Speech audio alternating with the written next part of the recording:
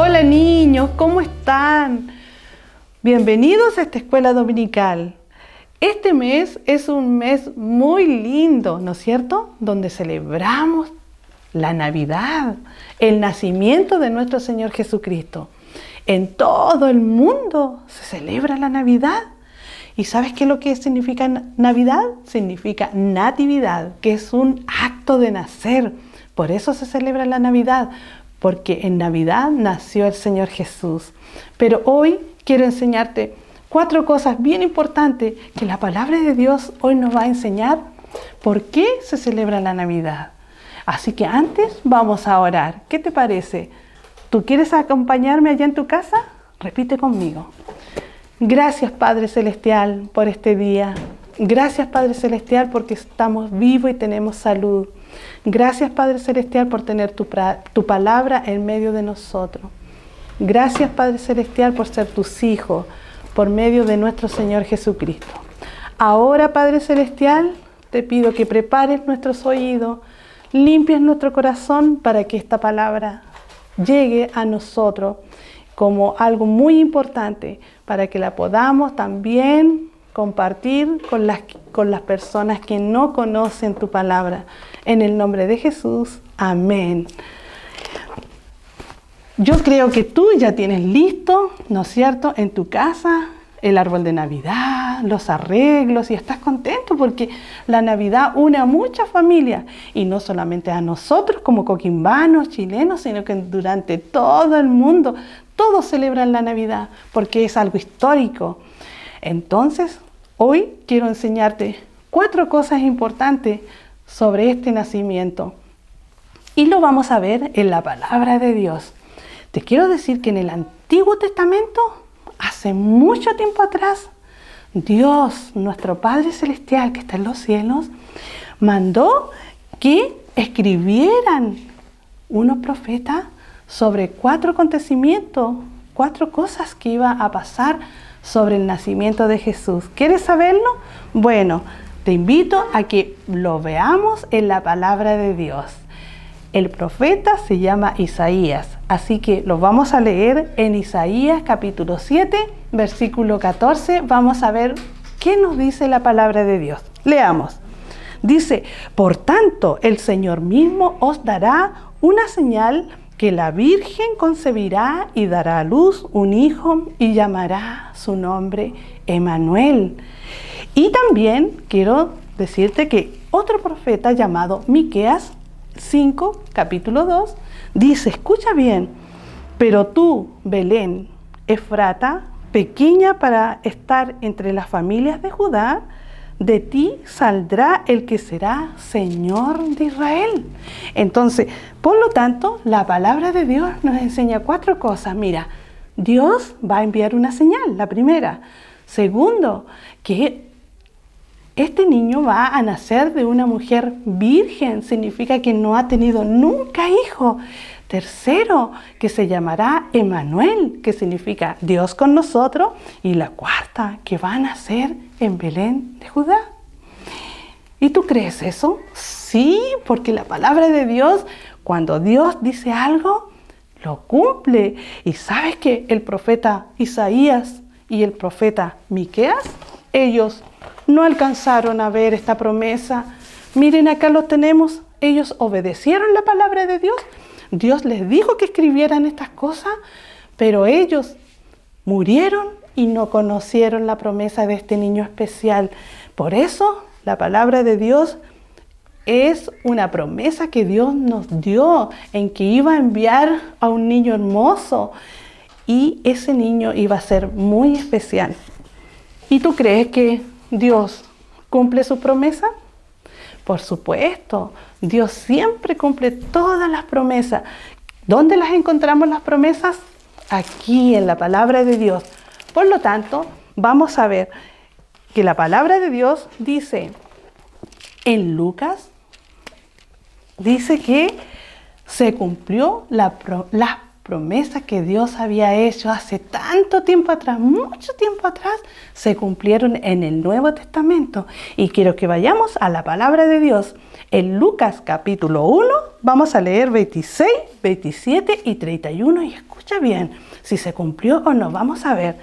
La palabra del Señor dice así: al sexto mes, el ángel Gabriel fue enviado por Dios. Mira la señal, ¿te acuerdas que te dije? La primera era la señal es que Dios envió un ángel a una ciudad de Galilea llamada Nazaret, a una virgen desposada. La segunda cosa que iban a hacer de una virgen, de la casa de David, y el nombre de la virgen era María. Y dice el 31, y ahora concebirás en tu vientre y darás a luz un hijo y llamarás su nombre Jesús. Por lo tanto, miren, se cumplió la señal. ¿Cuál era la señal? El ángel Gabriel fue enviado ¿por quién?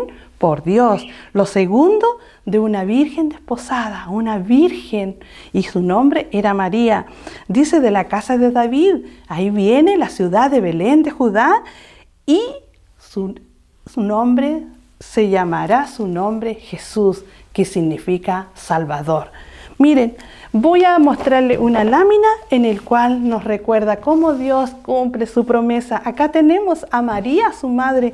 Ya Jesús había nacido y miren, Dios cumplió la promesa. ¿Por qué? Porque Dios siempre cumple las promesas. No es como nosotros. Quizás tú haces alguna vez, dices, oh, yo quiero hacer eso y después no lo cumples. Yo tampoco, a veces no lo cumplo porque somos humanos. Pero la naturaleza de Dios que está en el cielo, Él siempre cumple las promesas. ¿Y dónde encontramos las promesas? En la palabra de Dios. La palabra de Dios dice también de que Jesús se hizo hombre, significa que tomó la naturaleza humana.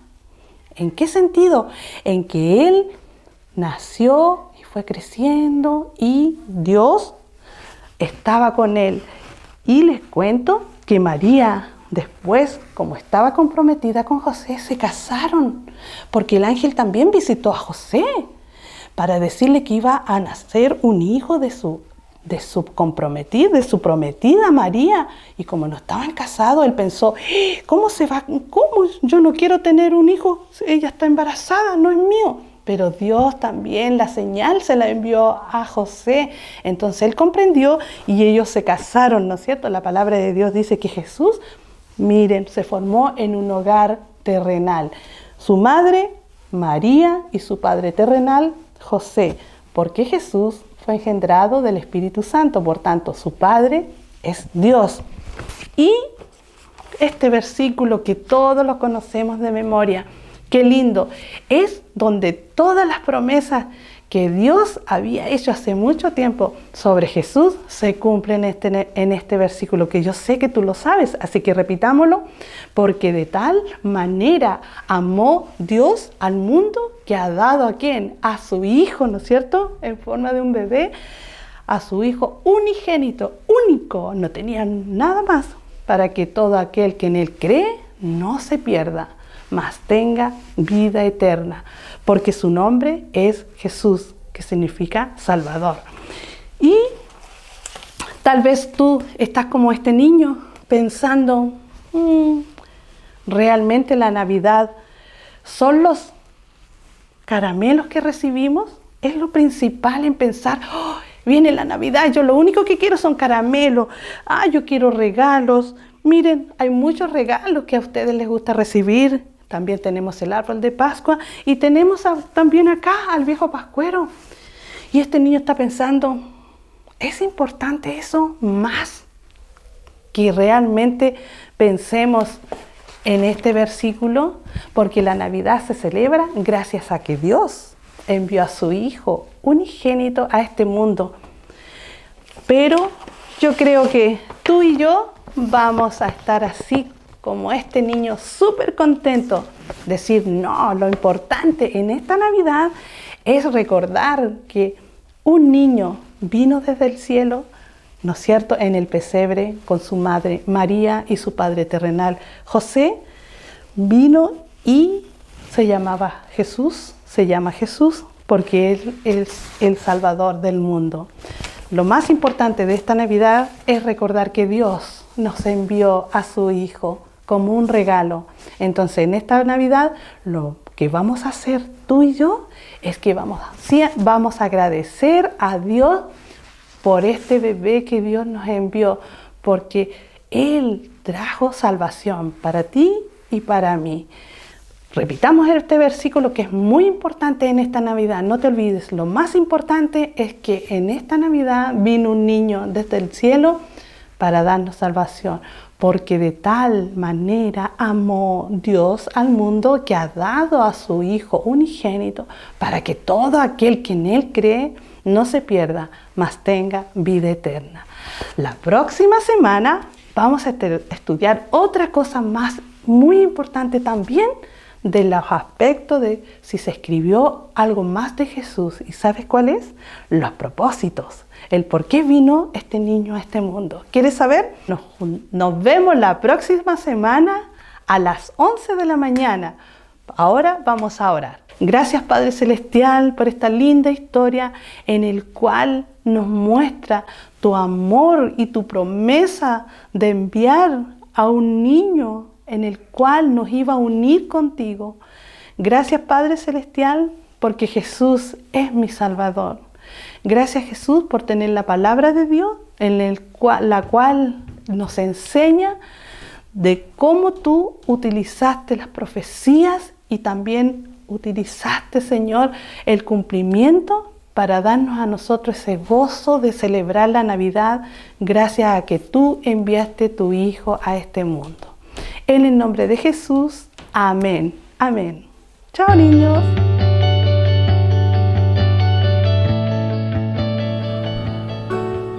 Quiero invitar a que todos cerremos nuestros ojos. Gadiel. Y cerca de ti yo quiero estar para escuchar tu voz y aprender de ti. Quiero ser un reflejo de tu amor. Yo quiero vivir solo en tu voluntad, Jesús. Eres mi buen pastor, tú conoces mi camino, Jesús. Puedo confiar en ti,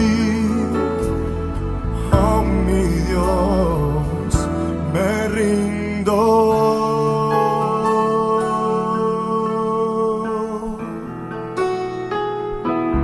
Nos rendimos a ti, Señor.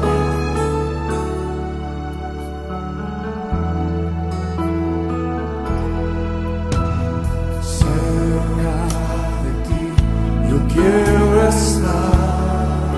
Cántalo con nosotros. Para escuchar tu voz y aprender de ti.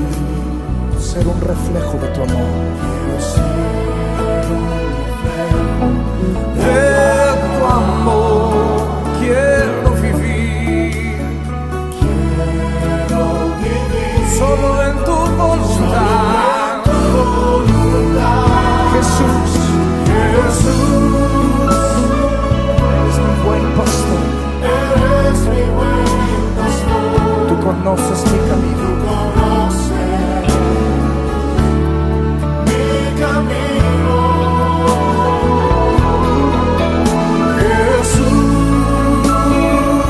puedo confiar en ti. Oh mi Dios, me rindo hoy. Levanta nuestras manos delante del Señor. Quiero decirlo de nuevo, Jesús.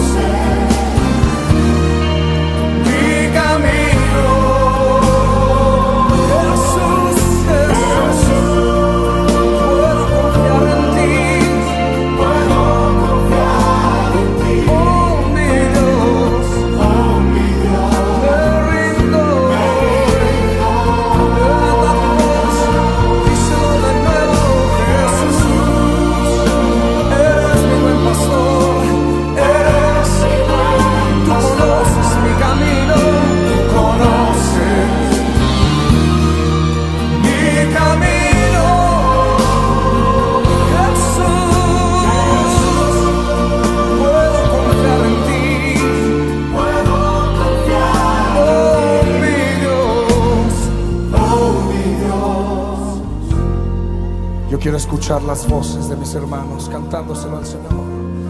Jesús, eres mi buen pastor. Tú conoces mi camino.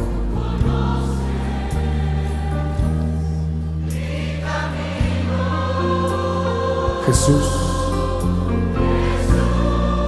puedo confiar en ti. Oh mi Dios, me rindo. Oh mi Dios, oh mi Dios, me rindo. Oh mi Dios, me rindo. Oh, vamos a cantarle un cántico nuevo. Levanta tu voz y adórale. Adora al Maestro, cántale a Él, adórale, bendícele. Jesús, a ti la gloria y el honor, para siempre solo a ti. Oh Señor, oh mi Dios, me rindo.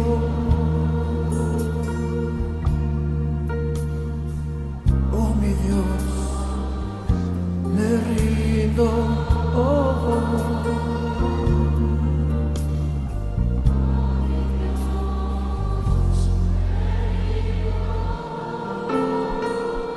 gracias.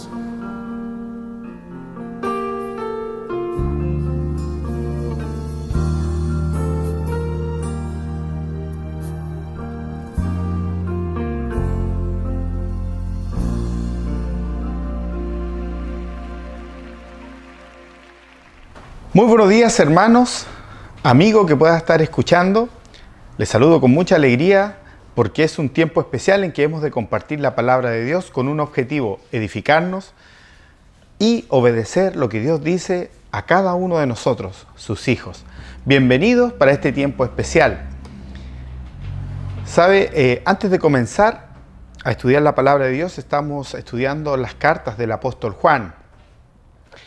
Y antes de comenzar el estudio, quiero hablar acerca de una triste noticia que aconteció el día miércoles 2 de diciembre. Una deportista retirada, Andrea Husser, estaba entrenando en los Alpes y se cayó de un sendero a una altura aproximada de 140 metros, perdiendo la vida. Es una noticia triste. ¿Y por qué les comento esto? Porque cada vez que estamos por un camino y nos desviamos del camino, suceden cosas tristes, cosas que atentan contra quien se desvía de un camino. En este caso, esta deportista perdió la vida. Cuando yo voy conduciendo, si yo me desvío del camino, puedo chocar contra algo, puedo chocar contra otro vehículo si estoy conduciendo, por desviarme del camino, por no seguir el sentido por donde yo debo ir. Ocurren cosas que atentan contra la persona que se desvía del camino. También puede acontecer que al desviarme del camino, porque voy de un tramo hacia otro tramo, me voy a demorar más en llegar y voy a perder mucho tiempo en llegar a mi destino. Suceden muchas cosas más cuando nos desviamos del camino por donde debemos transitar, desde la pérdida de la vida, accidentes, demoras, pérdida de tiempo y muchas cosas más que pueden acontecer por desviarse del camino. Y el título de la predicación de hoy es: no te desvíes del camino. ¿Cómo? Confiando en Cristo. No te desvíes del camino. ¿Cómo? Confiando en Cristo. Vamos a orar. Señor mi Dios, en esta hora te doy las gracias por estar delante de tu presencia junto a mis hermanos. Quiero agradecerte este tiempo especial, pero también quiero pedir su ayuda para compartir su palabra. Que toda palabra que esté del pensamiento humano sea sacada y solo su palabra sea expuesta para edificación de su iglesia y de todo aquel que pueda escuchar en esta hora su palabra. Pedimos su dirección, que su Santo Espíritu nos dirija en todo, que nos dirija para entender su palabra, que nos dirija para obedecer a su palabra. Pues lo pedimos en el nombre de Jesús, nuestro Salvador. Amén. Bien, estamos estudiando las cartas de Juan y a mí me ha correspondido la primera carta de Juan, el capítulo 2, los versículos 1 y 2, que dicen de la siguiente manera. Primera carta de Juan, del apóstol Juan, versículos 1 y 2. Dice así: Hijitos míos, estas cosas os escribo para que no pequéis. Y si alguno hubiere pecado, abogado tenemos para con el Padre, a Jesucristo el justo. Y Él es la propiciación por nuestros pecados, y no solamente por los nuestros, sino también por los de todo el mundo. Interesante cómo comienza esta carta. Comienza diciendo, hijitos míos. Es una expresión que han comentado nuestros hermanos anteriormente. Y quiero decirles que el apóstol Juan, con estos versículos que comienza en esta parte, porque recuerde que es la continuación de lo que estamos estudiando de esta carta, quiere, a través de estas dos palabras, de estos dos versículos, quiere motivar al creyente a no pecar, confiando en que Jesucristo es quien nos ayuda, quien intercede por nosotros como teniendo la figura de un abogado,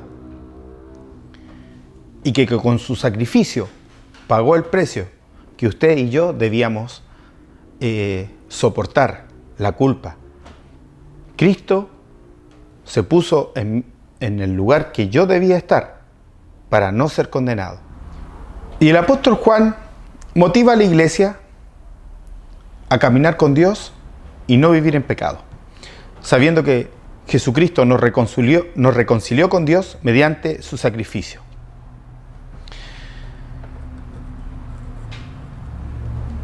Lo que pasa cuando nos apartamos del camino, hay peligros. Y Juan comienza esta parte de su carta diciendo, hijitos míos. Él tiene una expresión de amor, porque el apóstol Juan amaba a Dios. ¿Y cómo puedo decir yo, cómo puedo saber que el apóstol Juan amaba a Dios? Porque lo refleja en la forma que él amaba a los creyentes. Si usted y yo dice decir amar a Dios, se va a reflejar en cómo usted y yo amamos a nuestros hermanos. Y comienza esta carta con amor, pero también con un mandato firme, con una arenga, con una motivación diciendo, estas cosas os escribo para que no pequéis. ¿Puedo vivir sin pecado? ¿Puede usted vivir sin pecado? Es imposible. La palabra de Dios dice que en Romanos 3:23, por cuanto todos pecaron y están destituidos de la gloria de Dios. También dice en Primera de Juan 1:8, si decimos que no tenemos pecado, nos engañamos a nosotros mismos y la verdad no está en nosotros. Estudiamos el domingo pasado y nuestro hermano Dixon compartía acerca de nuestra condición delante de Dios. Nosotros podemos decir que no pecamos tanto, o que somos de una forma o de otra, o que somos de otra forma, pero Dios nos conoce. Dios sabe lo que hay en nosotros y debemos reconocer que somos pecadores. Pero el apóstol Juan está diciendo que todas estas cosas que hemos mencionado en los días anteriores, en los domingos pasados, es para vivir sin pecado, para no pecar. ¿Es así? No, es imposible que no pequemos. Es imposible que dejemos de pecar. Pero quiero hacer una diferencia entre pecar y vivir en pecado. Acompáñeme a la palabra de Dios en Romanos, capítulo 7, versículos 19. Romanos, capítulo 7, versículo 19.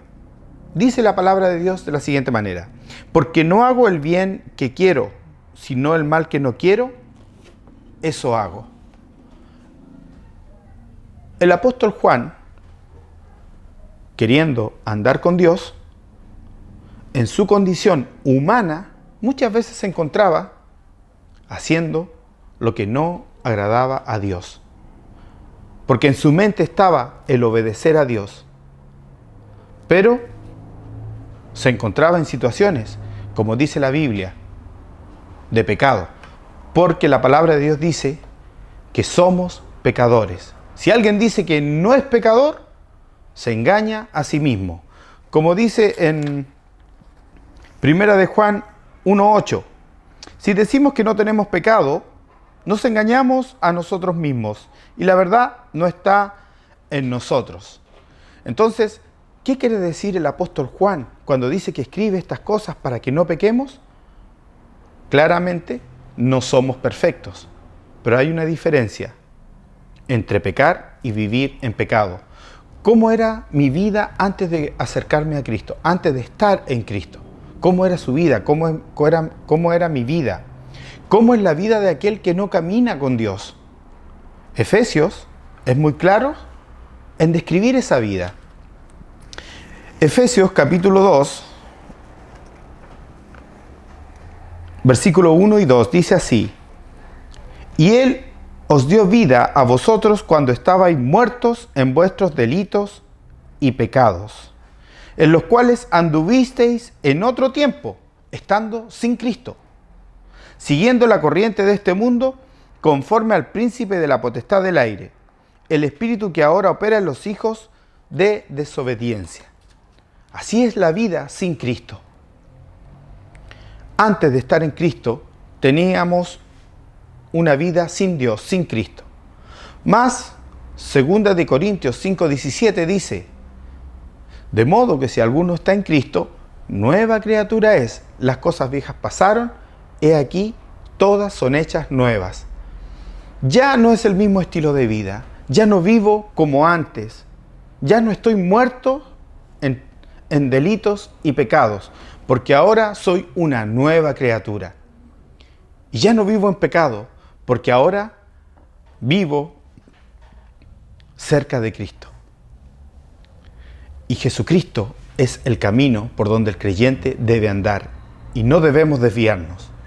Había un peligro. En esa época habían corrientes ideológicas, ideas que iban en contra de lo que Cristo había enseñado. Y si usted y yo queremos caminar con Cristo, no debemos desviarnos de ninguna idea. Quiero hablarle un poquito de los gnósticos. Los gnósticos decían que el cuerpo es pecaminoso y el espíritu es divino. Y algunos pensadores gnósticos decían que como el cuerpo es pecaminoso, cada vez que pecaban era algo normal, por lo tanto ellos no tenían pecados, porque era una conducta natural del cuerpo, justificando así una vida en pecado. Por eso Juan advierte a los creyentes que no se desvíen de lo que Cristo había enseñado, que no se desvíen del camino que es Cristo.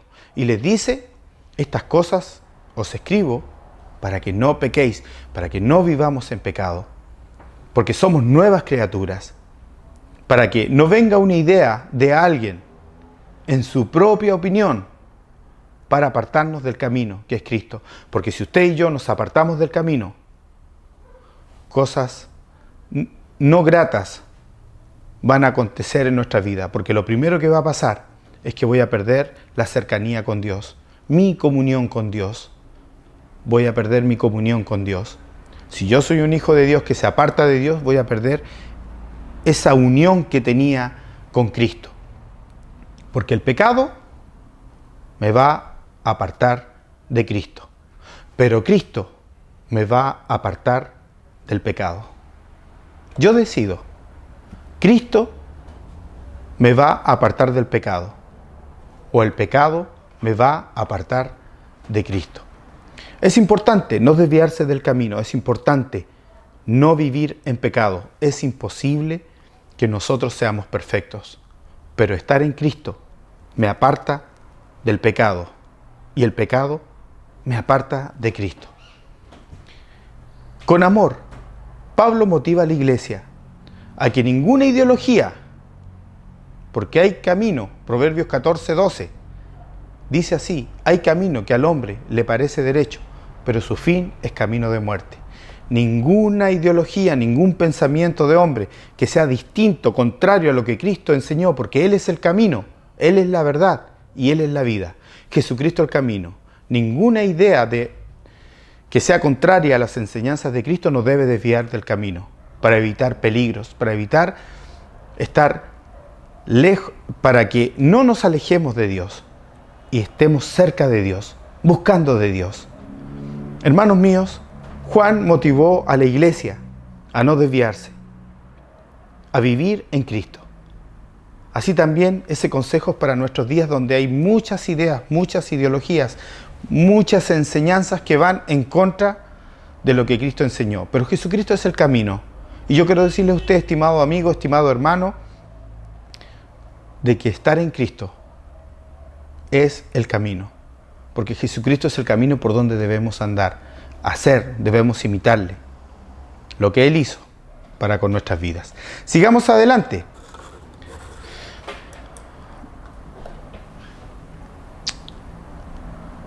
Hermanos míos,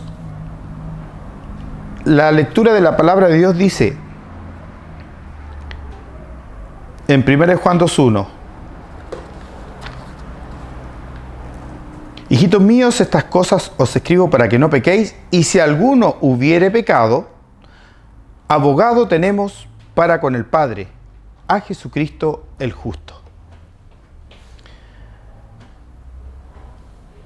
Primeramente, el primer punto es no desviarnos del camino que es Jesucristo, no importando las ideologías de este mundo, las de antes, las de hoy y las que vendrán, porque la palabra de Dios nos dice por dónde debemos andar y nos dice que debemos estar en Cristo. Pero también dice que si alguno ha pecado, tenemos un defensor, tenemos una persona que nos ayuda, tenemos una persona que nos defiende. Y esa es la persona de Jesucristo. La palabra original de abogado es paracletos. Y eso quiere decir que en su traducción, que es un intercesor, un defensor, uno llamado a ayudar.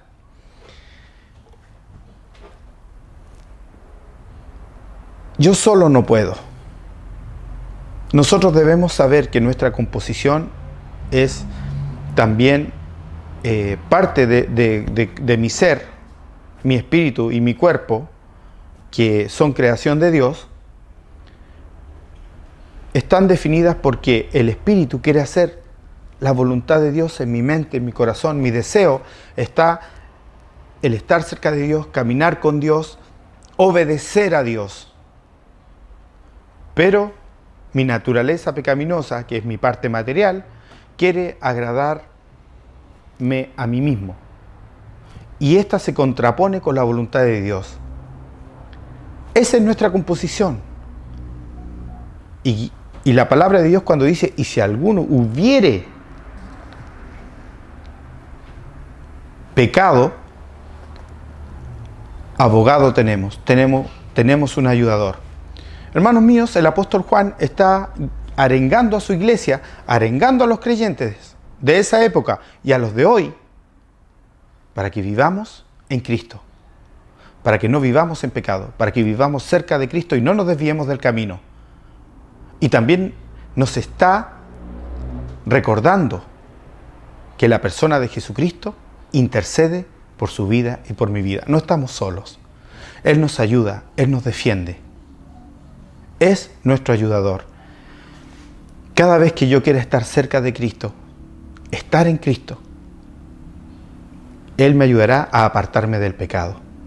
Una mentira satánica que puede estar en la mente del creyente es que no hay perdón para mí. No hay solución para el estilo de vida que llevo. Tal vez nunca he caminado con Dios, pero tampoco quiero caminar porque yo me considero que yo no tengo perdón. O, siendo un creyente, me siento doblemente apartado de Dios por la vida que llevo. Y nos engañamos a nosotros mismos creyendo que Dios no puede perdonarnos, no puede restaurarnos, siendo Él quien nos defiende. Jesucristo.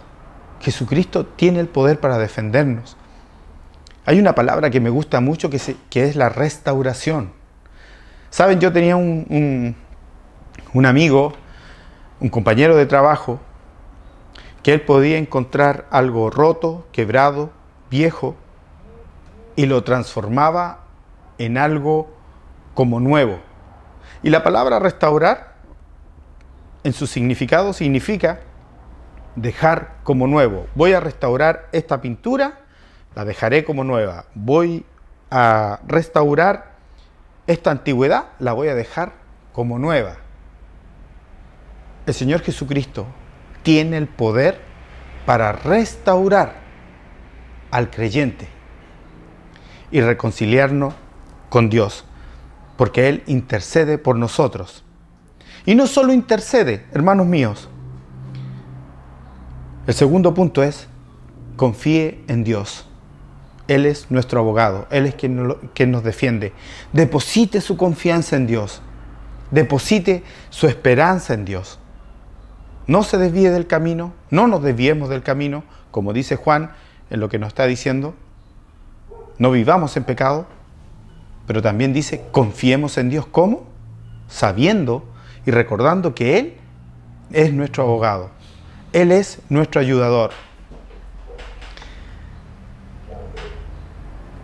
Jesucristo el justo. Y sabe, viene una palabra que es poco común, o tal vez conocida por algunos, pero es poco común, porque dice que no solo es nuestro abogado, dice, y Él es la propiciación. ¿Qué querrá decir esta palabra? Y sabe, estuve buscando y encontré esta explicación, que usted verá a continuación. Todos deseamos que el mundo sea bueno para que las personas vivan en paz y actúen con amor y justicia. Pero hay un problema. En lugar de eso, algo nos obliga a los humanos a sembrar constantemente el caos y la destrucción. Y a eso le llamamos maldad. Desde la perspectiva de la Biblia, la maldad arruina las cosas de por lo menos dos maneras. Hay un efecto directo en nuestra maldad, como cuando alguien le roba a otra persona, creando injusticia. Entonces, esa persona está en deuda para poder compensar lo que ha hecho. Pero hay otro efecto indirecto de la maldad, porque esa persona también ha arruinado el ambiente de la relación, creando una falta de confianza. Hay daño emocional. Es como el vandalismo, y esa persona también tiene que compensar eso. Pero muchas personas piensan, hey, Dios es bueno. Él debería ser quien elimine toda la maldad en el mundo. Pero seamos honestos, me refiero a que el mal que veo por todos lados es el mismo mal que está dentro de mí. Todos hemos contribuido y lo seguimos haciendo. Así que eso nos pone en un aprieto. Si Dios va a eliminar la maldad del mundo, nos tendrá que eliminar a nosotros. Y esto es lo más impresionante de la historia de la Biblia. Este Dios es tan bueno que no solo va a eliminar la maldad del mundo, Él lo va a hacer sin destruir a la humanidad. ¿Y cómo va a ser eso? Temprano en la historia de la Biblia se nos presenta eso de los sacrificios animales, lo que sé que suena extraño para nosotros, pero para los israelitas era un símbolo muy poderoso de la justicia y la gracia de Dios. Así que recuerda que yo soy un contribuyente a la maldad que hay en el mundo. Yo debería ser eliminado, pero Dios está permitiendo que la vida de este animal sea un sustituto. Está muriendo simbólicamente en mi lugar. Y la palabra bíblica para esto es propiciación, que significa cubrir la muerte de alguien. Espero que haya visto con atención la explicación de la palabra propiciación. El concepto es, según lo que vimos, es que el animal tomaba el lugar del hombre que había pecado contra Dios, quedando libre de sufrir la culpa y quedando reconciliado con Dios. Propiciación. Es importante saber que en ese tiempo se necesitaba hacer ese sacrificio no una vez, sino que constantemente por los pecados del hombre. Y un animal, según lo explicaba la palabra de Dios, tomaba el lugar del pecador para estar a cuentas con Dios. Cuando el apóstol Juan motiva a no desviarse del camino y confiar en Jesucristo, sabiendo que Él es nuestro abogado que intercede por nosotros, también Él es, dice el apóstol Juan, nuestra propiciación. Él toma el lugar que debería tener yo ante mis pecados hacia Dios. No digo esto para justificar una vida de pecado, sino que lo digo porque Cristo tiene el poder de perdonar tus pecados y mis pecados, sean cuales sean. Y nos reconcilia mediante su sacrificio, mediante su vida que entregó a usted y a mí. Y estamos reconciliados con Dios mediante el sacrificio de Jesucristo. ¿Se da cuenta qué importante es recordar el poder de la obra salvadora de Jesucristo? Él intercede por mi vida y Él tomó el lugar que debía tener yo por mi pecado para limpiarme, para perdonarme y estar a cuentas con Dios. Y el juicio que debía recaer sobre mí se transforma en gracia y en misericordia por el sacrificio de Jesucristo. Eso quiere decir que Jesucristo es nuestra propiciación. Es la propiciación por nuestros pecados. Y no solamente por nosotros, porque termina este versículo diciendo, no solamente por los nuestros, sino también por los de todo el mundo. La palabra cosmos, el original es la palabra cosmos, que se puede interpretar de manera literal, de manera simbólica o en sentido figurado. Pero cuando habla aquí que no solo es la propiciación por nuestros pecados, sino por los de todo el mundo, es porque no excluye a ningún ser humano que quiera acercarse a Él. Todo aquel que se acerque al Señor Jesucristo, Jesucristo tiene el poder para perdonar sus pecados, tomar el lugar de Él. No hay excusa para desviarnos del camino, para vivir en pecado, porque tenemos a alguien que nos defiende y tenemos a alguien que tomó mi lugar y tomó su lugar. Dios tiene el poder para perdonar nuestros pecados y limpiarnos de toda maldad. ¿Puede confiar en Jesucristo? Yo les motivo, hermanos míos, a confiar en Jesucristo, de que Él puede apartarnos del pecado. Y si hubiéramos pecado, hermanos míos, tenemos un abogado, a Jesucristo el justo. Y Él tomó mi lugar. Él pagó un precio para que yo pueda estar a cuentas y reconciliados con Dios. Yo quiero hacer una invitación también a aquellos que puedan estar escuchando por primera vez. Yo les invito a acercarse a Dios. Yo les invito a recibir el sacrificio de Cristo, que consiste en tomar el lugar ante Dios, reconociendo que somos pecadores. Ni siquiera hay uno que pueda decir yo soy perfecto y yo no peco, yo no vivo en pecado. ¿Quién dice eso? Si hay alguna corriente que dice o avala eso, le debo decir que se engaña a sí mismo y la verdad no está en él. Yo les motivo a no desviarnos del camino, como el apóstol Pablo motivó a esos creyentes. También apropiémonos de esa enseñanza para no desviarnos del camino, confiando en Jesucristo, confiando que Él es nuestro abogado, nuestro ayudador. No estamos solos para caminar con Dios. Y también sabiendo que Él es la propiciación por nuestros pecados. Él tomó mi lugar, el que debía tener yo ante Dios. Y ese juicio que debía hacer sobre mí se transformó en la gracia y misericordia de Dios.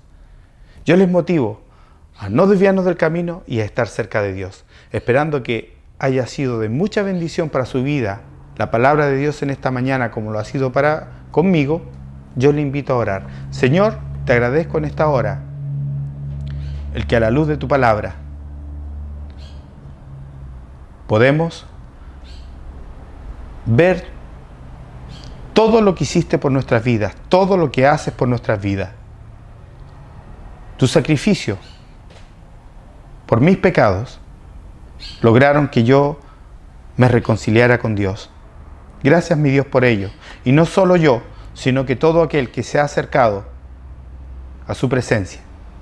Gracias porque también me ayudas cada día en mi debilidad. Gracias porque cada día nos ayudas a todos los que acudimos a usted. Gracias, Señor Jesús, porque podemos contar con su ayuda, con su consuelo. Señor, con su perdón. Bendice en esta hora a tu pueblo. Bendice en esta hora a aquellos que han escuchado por primera vez. Y ayúdanos a confiar en ti. Ayúdanos a no desviarnos del camino, que es Jesucristo. Ayúdanos a confiar de que tú tienes el poder para perdonar nuestros pecados y que nos ayudas e intercedes cada día por nosotros. Gracias por este tiempo. Pido tu bendición para esta tu iglesia y para cada oyente que ha estado con nosotros en esta hora. Pues lo pido en el nombre de Jesús. Amén.